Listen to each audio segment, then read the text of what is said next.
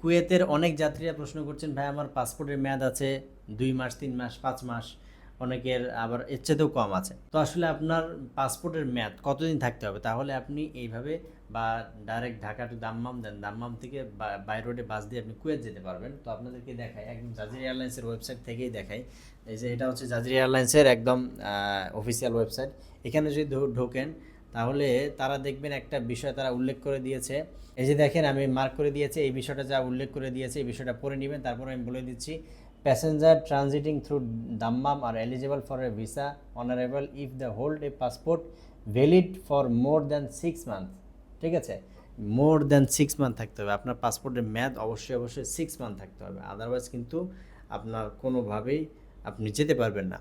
পাসপোর্টের মেয়াদ অন্যান্য কান্ট্রির জন্য, এটা আপনি স্বাভাবিকভাবে আপনি যে কোনো কান্ট্রির জন্য ট্রাভেল করেন না কেন, যে কোনো কান্ট্রির জন্য আপনি ভিসা করতে দেন না কেন, আপনার মোর দেন পাসপোর্টের মেয়াদ কিন্তু 6 মান্থ থাকতে হয়।